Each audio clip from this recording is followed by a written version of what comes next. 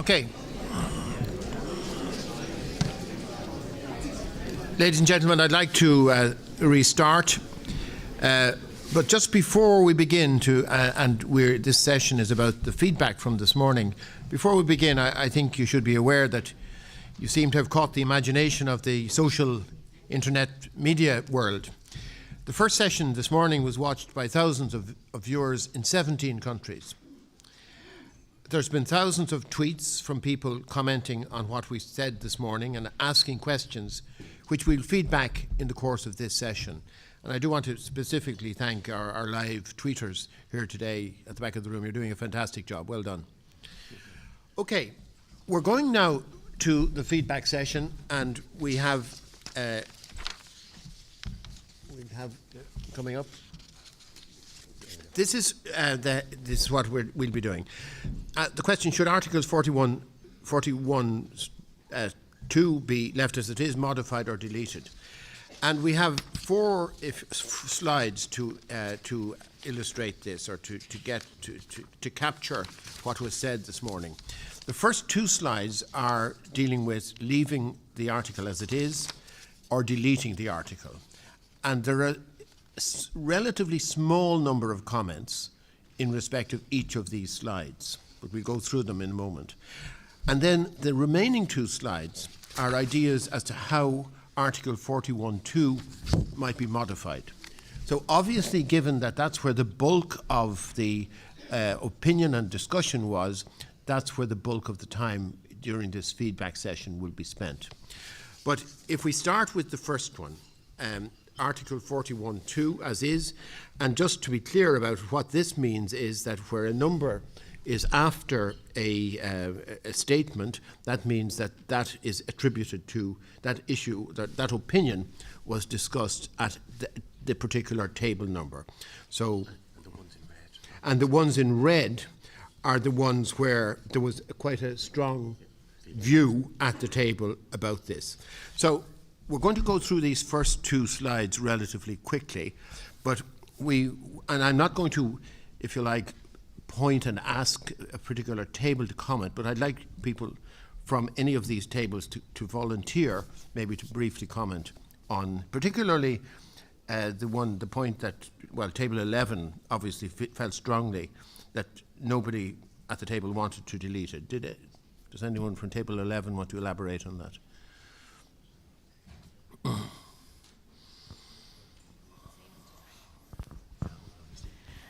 Hi. We said we were strongly in favour of keeping some form of it. We didn't want to delete it because it is the only thing in the Constitution that specifically values care, and we thought that care in all its forms was of great value to the community, and that it said something positive about us as a society, that we put a value on care. So Deirdre, could you mention your name now? Sorry, Deirdre Donaghy. Yeah, and again, sorry. Thank you, Deirdre. And again, generally, if anyone stands up, please mention their name. Mary Louise. We are, yeah. The Table 12 never said that the article was harmless enough. Okay. All right.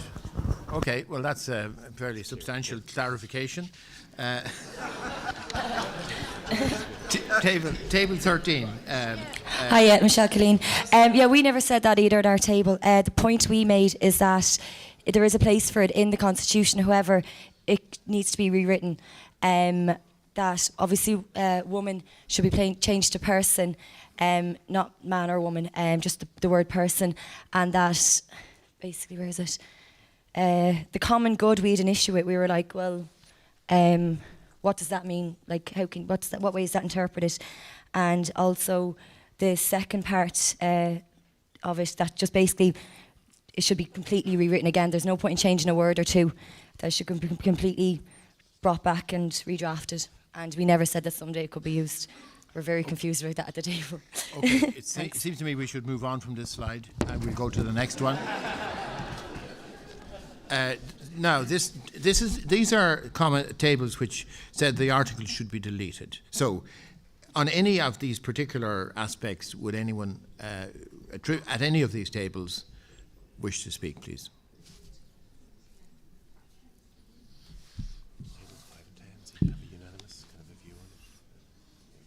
Yeah. Table 5 and Table 10 were the tables that appeared to have, if you like, the clearest view on these particular issues. For example, delete completely. Table 5 seemed to be the champions of complete deletion. Joan.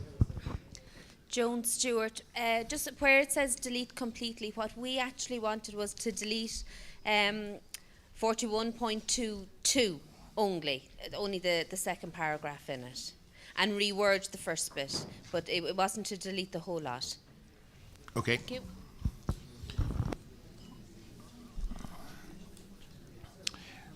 The view from Table 10 that thinking has changed from, I presume, from the 1930s, well, it's probably true, but would anyone like to elaborate on that view from Table 10?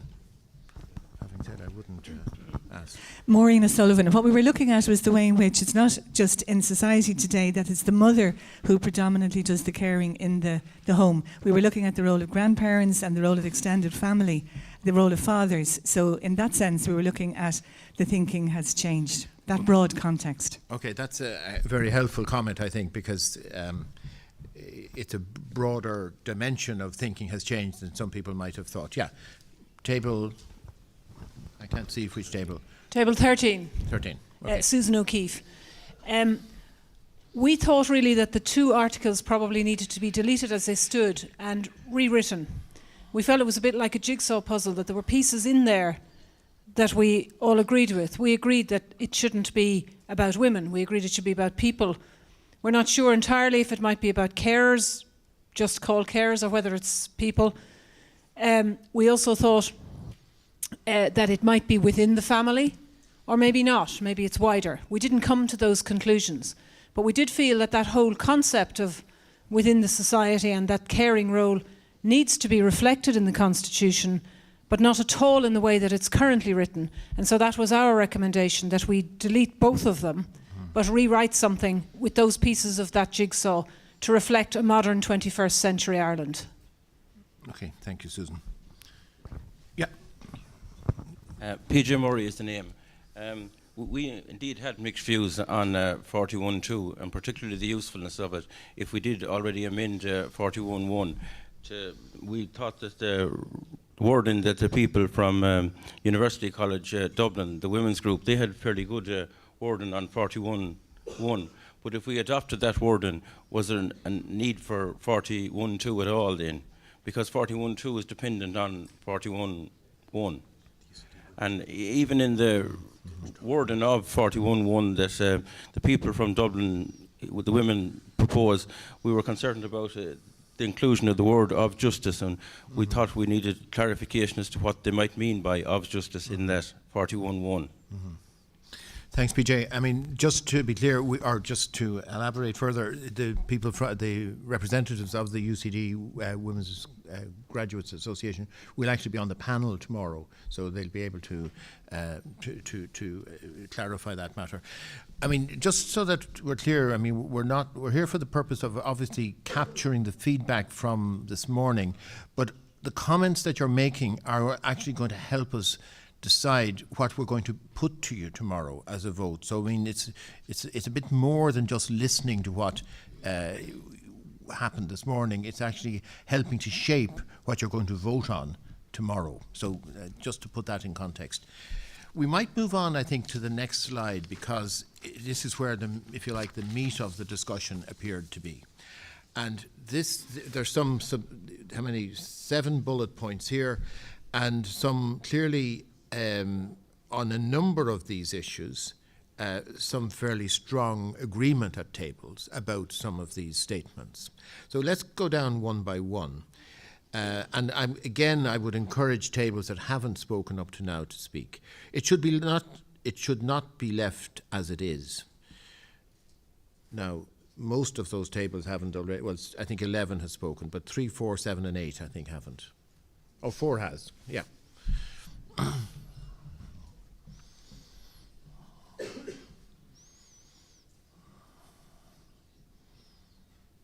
If there's no takers, we'll move on to the next one. There are. Okay.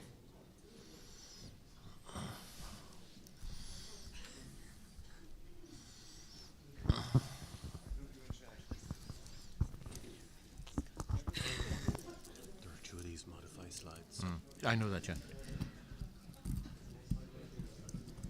Okay. Sorry, Chairman, Jerry Butler. We just felt that in the first two that it was out of date, that it shouldn't be left the way it is, that the National Women's Council made a very good presentation and containing within their paper was a very strong wording which was gender neutral, which was an inclusive new modern Irish society which recognised the role of women and men and those who give care both in the home and in the community. Mm-hmm. Thanks, Jerry. Any other comments about this first statement? We are going to have there are two slides about ideas about how to modify Article 41.2. Okay, let's move on then to the second one. It's out of date. Does Table 1 want to say anything about that? Or, well, Table 1 didn't feel so strongly about it. What about Table 2?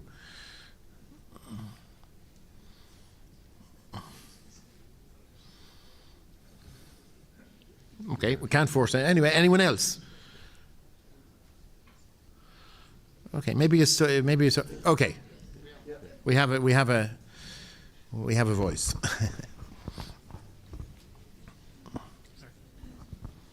Kieran Egan, we just thought that it doesn't reflect the views of society today the same way as it did in the 1930s. So we thought that it was a useful article. It shouldn't be changed. It shouldn't be deleted, but it should be changed to reflect modern views. That's all. Okay. What about the next one then? Change just two words, women and mother. Now, Table 12, did you say this?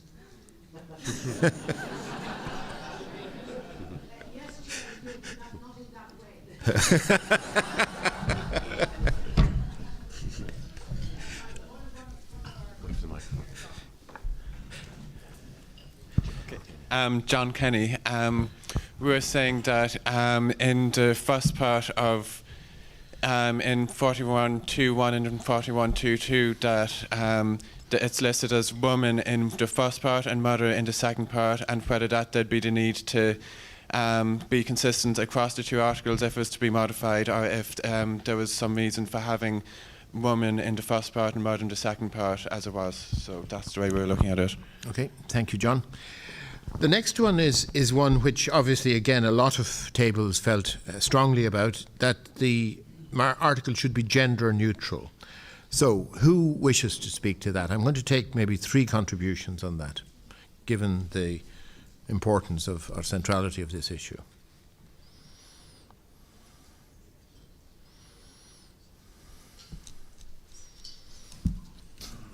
Yeah. Hi, Brona Farrell here. We were saying that at this stage, to reflect the modern society, that caring in the home is no longer just a female role, and that if the wording took that out of it and made caring more of a broader aspect, but also that there would be structures put in place to define what the caring side of the role is, and that it's not just a woman's role. Mm-hmm. Okay. Thanks, Brona. Yeah. Hi, Alan Green here. I just want to agree with the last speaker there. At this table, we felt very strongly that the wording must be gender neutral.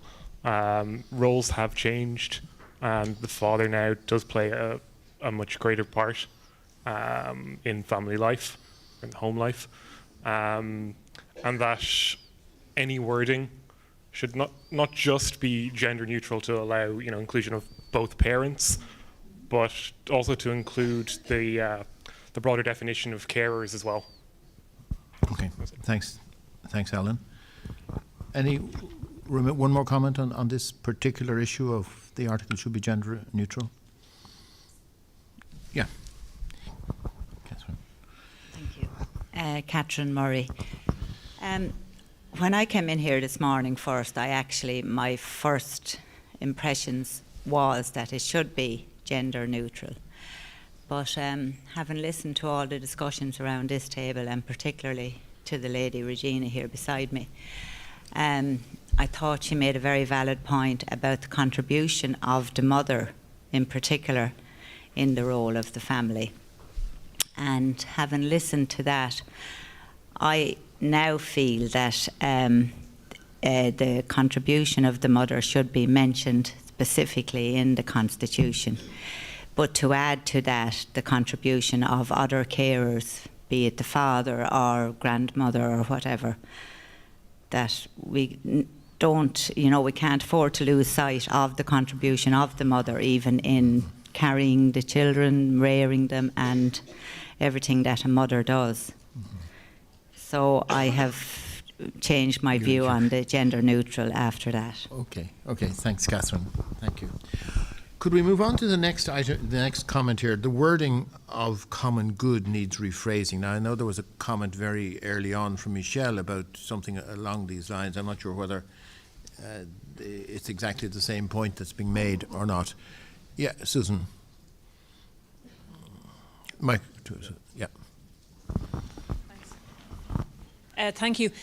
We had a kick around of what the expression common good meant, and in fact we did ask Siobhan for a legal interpretation, because the way that it is phrased we thought was a huge sort of burden that woman gives us. The state recognises that by her life within the home, woman gives to the state a support without which the common good cannot be achieved. It seemed like an enormous thing to be saying, that common good couldn't be achieved without the life of the woman within the home. So we were at that point still talking about how we would change or how we would rewrite. So we're not necessarily saying that it needs to be rephrased. We're querying it as an expression and wondering, when we finally concluded we would rewrite the whole thing, in fact. We weren't sure then where the expression common good would or would not be in there. But that's how it arose in the first instance, that we looked at rephrasing it at all, was that in the way that it's written, it appears to put an enormous burden on the woman, which we thought was a bit peculiar. Okay. We're very glad we still have Gerard and Siobhan with... Oh, Gerard is here, I think. Anyway, yeah. And maybe at the end of this full round, we might ask them to make a comment on some of the comments that they've heard. Next item needs clearer definition of marriage, families, endeavour, mother and duties. Okay. I don't think Table 9 has spoken thus far, so maybe would it be appropriate to Table 9 to speak, please? Mark Daly. At our table we had an interesting discussion with Professor White, and where he explained that under the Constitution the family is very narrowly defined as a married couple, and therefore separated, divorced or single parents are not covered by this provision, and that's why we wanted a change to a broader definition of the family, so that it would include, the family would include single parents and other non-married people. Okay, thanks, Mark. I mean, that, okay.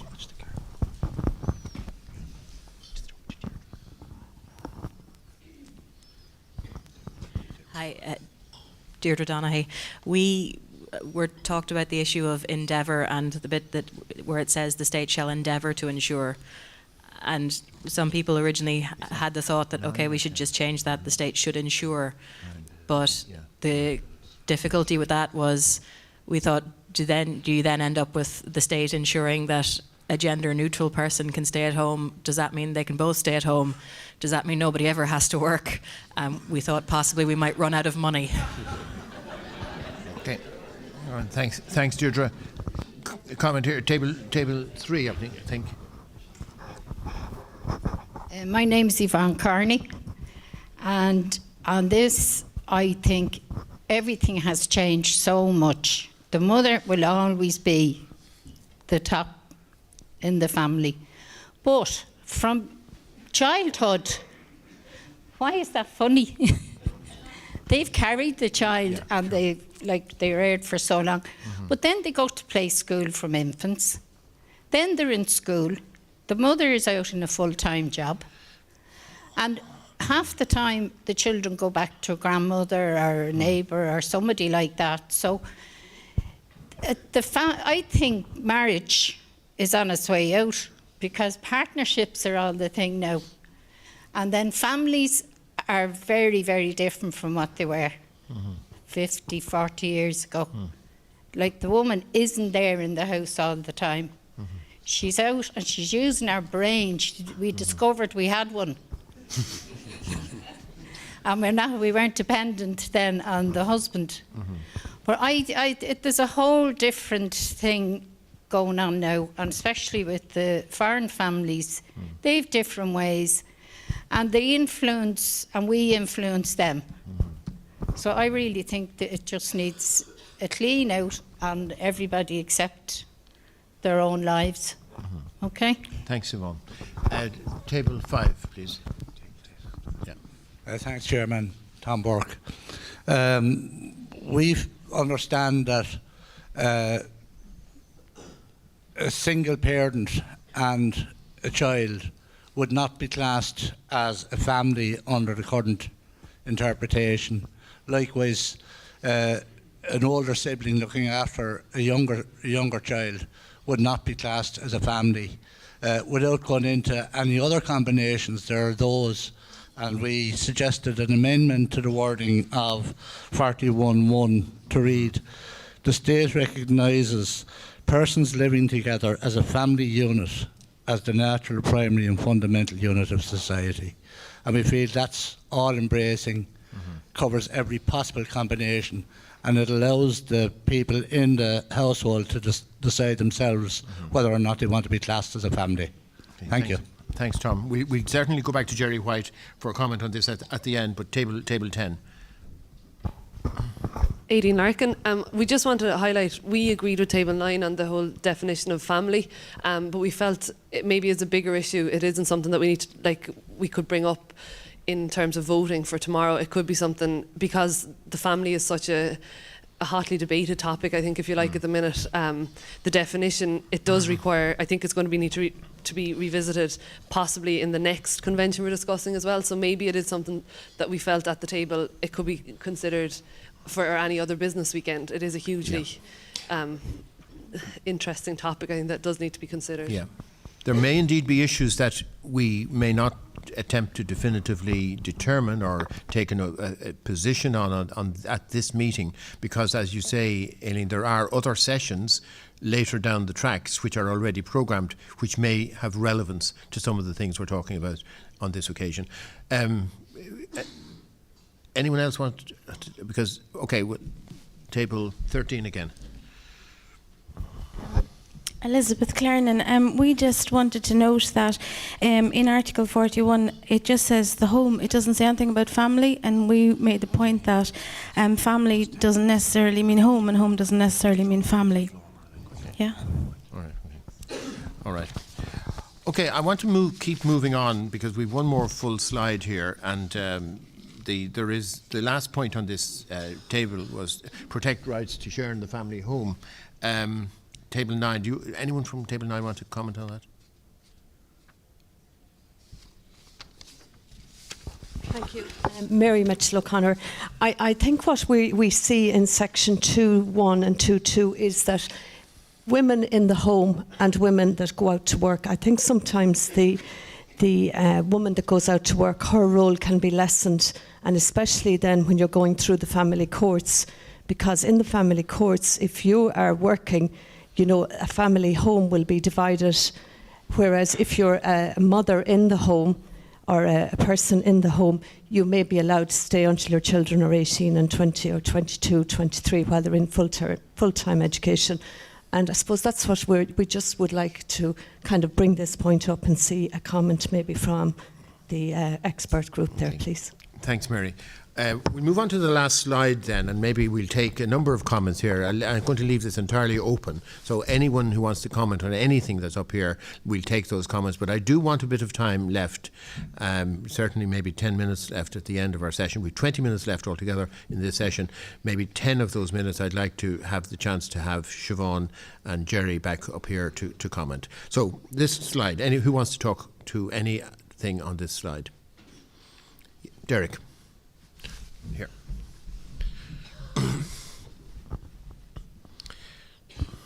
Derek Keating. Thanks, Chair. I just want to mention one point that occurred to me that I shared with the table. I think there was some support for it.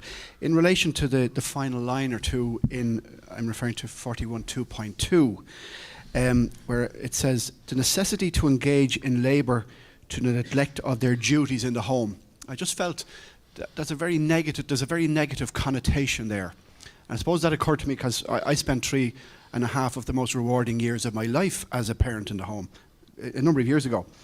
And I really do feel that in considering this article of the Constitution, we have an opportunity to not only take on board some of the suggestions, and we shared on them there, the gender issue and so on, and the carer, but also that negative connotation. And I think, you know, there's a privilege associated with it. And I think we have an opportunity to increase the profile of it and the standing of it by looking at that negativeness that comes out there, by maybe including, and I haven't come up with the sort of the perfect solution yet, but endeavouring to support the carers financially in their important contribution. You know, it is a very significant contribution, not only whether we consider it in the context of the home or the community at large, but it is a very important contribution, and I think we have an opportunity to do that, to improve its standing, if you like, and that give it that positive connotation in considering this review. Thank you. Thanks, Eric. Any other comment from this slide? Stephen. Stephen Agnew, and I'll try and adequately reflect the discussion at our table rather than just my own personal views. But on the last point where we discussed paid and non-paid, I'm not sure we said that they should not be differentiated, though that was certainly the views of some. But it was just a question of open up. If we move care to community, then do we start talking about childminders? And whilst not trying to say that it's in any way a less valuable role, but you know, it's the differentiate about how we see, you know, within the home or within the family, you know, a child parent caring for a parent, or a parent caring for a child. The difference between that and a professional role, maybe paid and non-paid is the wrong rule, but the difference between professional role and non-professional roles, I think maybe is the better. But I don't think we came to any solid conclusions, but it was again something need to be considered in the context of the wording. Thanks, Stephen. Table 5, Ivana. Ivana Bacik, Table 5. Just to say on that first point that we also thought that the article should be modified to be inclusive of all caring roles, so that we would include or the community as well as within the home. And we thought that was a good way of accommodating what the National Women's Council had suggested. And in addition, as Joan and Tom have said, we also thought that the article as a whole should be made more inclusive, so that the reference to family as being founded exclusively on marriage should be removed. And we should call the article Family in the Community, because it's really about the human relationships between family members, between those who define themselves as being part of a family, so that we would be inclusive of caring roles generally, of persons who care for others, and of different forms of family and more diverse forms of family. Thanks, Ivana. Yeah, Table 7, please. Owen Finnegan. I'd just like to reiterate what table number 1 said about the positive role of the mother. Our table, while we agreed that it should be gender neutral, there should be also a reference to, I suppose, the natural maternal instinct of the mother, and that should be reflected in the wording of the change. Thanks, Owen. Table 1, please. Hiya, Ciara Conway. I suppose maybe my opinion differed from everybody else's on the table, so I just feel I should maybe add that into the mix. I actually, and it's something I don't think we've heard a lot of people talking about, I favour the abolition of it, of any reference in relation to it. What we really should be looking at is Article 41.3 in terms of the definition of the family, and then that allows us to look at how we think of, in a modern day society, what constitutes a family, because currently as it stands, it does stand to preclude a lot of what is a modern day family, and the implications that has for the children of those families, but also for the kinds of policy that is formulated, that it is very much towards the biases towards, particularly in relation to health and in relation to social welfare matters, the biases towards the married breadwinner family. So my position very clearly is that we should abolish it, and we should reform Article 41.3 in relation to the family. Okay, thanks, Ciara. It's actually an important principle here that, you know, even if there is a majority at a table, there will be other views as well, and we need to make sure we capture some of those as well. Tom. On the same point, Mr. Chairman, minority of one, I'm afraid. But I feel that there's a conflict between between 3.1 and the rest of that article. 3.1 says the state pledges to guard with special care the institution of marriage. And the rest of the article goes on to provide for divorce. I think we could delete both of them. We're not we're not doing away with divorce. We're not necessarily attacking marriage, but at the moment I find them meaningless and in conflict with one another. Thank you. Thanks, Tom. I think Mary Lou? Yeah. Thank you. Mary Lou MacDonald, Table 3. We raised the issue of the term endeavour and the need to change that from sort of a fairly wishy-washy aspiration into an imperative for the state. Our discussion, I suppose, like lots of other tables, we talked about that notion of giving a legal clarity and visibility to the value of care and all those who provide it, but also differentiating then, I suppose, a very particular parent-child, for instance, relationship in respect of that caring role. And we also came down in the discussion in favour of the concept of home appearing in the Constitution. And homes, as we know, could be, as Yvonne was saying, a one room or a mansion or a caravan or wherever you call that place. But in the balance of the Constitution, to reform the article to make it clear that caring is not a gendered activity, and also recognising the value of it. At the end of the day, children don't rear themselves, and at some stage each and every one of us will be dependent on that. So it's about giving constitutional life to that function in society and making it an imperative, not an aspiration. Okay, thanks, Mary Lou. I really would like now if I could invite Jerry and Siobhan.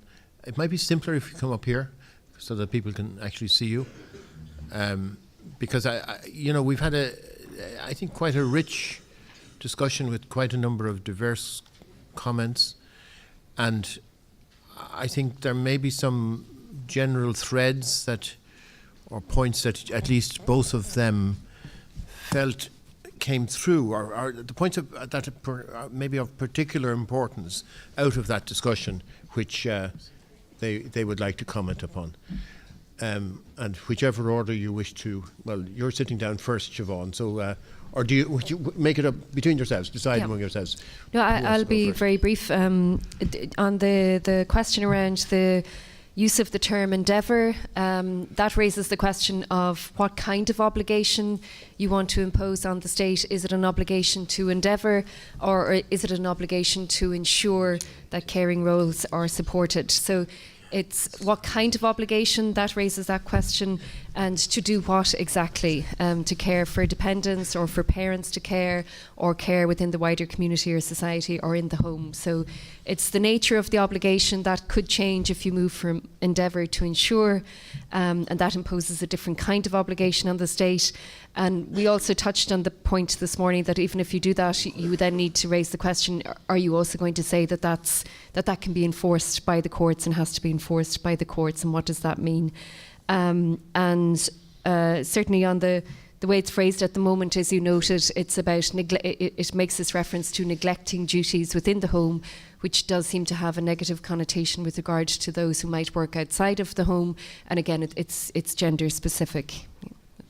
I mean, could I maybe just intervene here, because my work over the last 11 years with Concern, I'm familiar with a lot of different countries, and some of them have very fine words in their constitution which really have no practical meaning because the state has no capacity to influence this. And when we get to the issue of endeavour or a stronger version, isn't there going to have to be some connection with the consequences of if something is judiciable, as they call it, doesn't that bring with it also an issue of resource connection?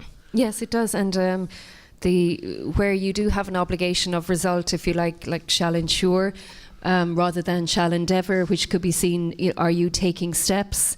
A stronger obligation can be limited if the state does not have resources, but what might happen then, for example, is that there's a check on, well, how are you allocating what resources you do have? So are you making the choices? Is the state making choices that comply with the obligations that are imposed by the Constitution, or is it allocating resources to one sector at the expense of the other? So within the state's capacity to the maximum of its available resources, that's what international human rights standards would say, for example, what kinds of choices are being made around the allocation of resources, and are those in compliance with the values that are enshrined in the Constitution? Because they may not be. So, but it is within those constraints. Yeah. Okay. Obviously. So, Jerry. Thank you, Chair. I suppose I just briefly address 2.5 points. First point was just in one of the tables wanted to know something about the common good and perhaps how that is understood in the Constitution. And I suppose generally the common good, as we'd all understand it, is the general welfare of society. There are 4 specific references made to the common good in the Constitution. In the preamble, we're told that one of the objects of the Constitution is to promote the common good. In Article 43, we're told that the rights of private property can be regulated in the interests of the exigencies of the common good. Similarly, in relation to freedom of expression, in Article 40, Section 6, subsection 1, the state asserts the right to regulate freedom of expression in the interest of the common good so that public order and morality are not undermined, or that the authority of the state is not undermined. And then finally in Article 42, Section 4, we're told that it's an aspect of the common good that the state has a duty to provide for free primary education. So you can see how in different contexts the common good can require a very specific outcome. In the context of this clause, there was an acknowledgement in the existing clause that woman providing support in the home is advancing or contributing to the common good. I don't know if I can say much more about that. In relation to the sense, or the question of the family, just to clarify what the constitutional position here. Article 41.2 obviously is located in Article 41, and Articles 41 and 42 have been interpreted by the courts as applying only to marital families, families based on marriage. That would include, a marital family with children. It would include a childless couple. It would also include, in my opinion, siblings, say orphan siblings, where the parents are dead or where one parent is dead. So that's the marital family. With regard to non-marital families, the unmarried mother and her child or children, they are constitutionally protected by another clause in the Constitution, Article 40, Section 3. And the constitutional rights of the non-marital child are equivalent to the constitutional rights of the marital child. Penultimately, you've got the unmarried father who doesn't have constitutional rights. Insofar as the Constitution will protect his interests, it's only insofar as that would be protecting the interests of the child. So if the natural father had a long-term relationship with his child or children, the courts would move to protect that relationship, but they're coming at it from the perspective of what's in the best interest of the child, not saying that the natural father, by virtue of being a natural father, has constitutional rights. And then, of course, there's the other question of, so far I've been talking about heterosexual couples, then there's the question of the position of same-sex couples. There is an academic debate here as to whether the existing text could be interpreted to cover same-sex couples as the text is at the moment. My view is probably not. So I would take the view that the Constitution currently applies only to heterosexual couples in these clauses. The half point was just in relation to add to what Siobhan had said in relation to socioeconomic rights, just to note that the South African Constitution has in 1996, has explicitly protected certain socioeconomic rights, and the South African Constitutional Court has taken the view that this gives the courts the power to review decisions as to whether they are reasonable, whether having regard to all the circumstances, the state has done enough to provide for housing or healthcare or whatever, clean water. So it leaves a reasonable amount of discretion still with the political system to decide how to allocate resources. Okay, thank you. That's very helpful. David, did you want to comment? My name is David Cullinan. I thought that the presentation from the National Women's Council was actually very good, because the three broad principles that underpinned their presentation, and I suppose their argument to modify the article, was that it would be gender neutral in terms of the recognition of work both by men and women, that it would recognise work, and it mentions in the home. So the home is still mentioned, but it broadens it out to include in families and in communities. But also a more positive interpretation of caring as well, that's in the existing article. And I don't think it in any way takes away from the role of women in relation to caring. I don't think it's taking away. I think it adds value, that it recognises that, well, men have a role to play as well, so it's about equality and equal recognition. But there was many issues that came up as well that go beyond just what was being discussed. Some of them were policy issues, some of them would be a matter for government in terms of resources, but some were about rights as well. And I think it would be maybe an opportunity for us at some later point, and we have the open remit session, to look at the possibility of a bill or a charter of rights that would look at gender inequalities, social and economic rights, and maybe because it's some of the issues that came up, I think, were something that would be best suited to that sort of model. And maybe as we, get to have discussions about what should be in the open remit, I would think that concept of a bill or a charter of rights would be one that we could potentially look at. Okay. David, I think that's going to be the last word on matters on this particular session. I want to thank everybody. It's been I think a very rich discussion. I think it raises really interesting challenges as to how we're going to reflect that in the questions that we will put back to you tomorrow morning.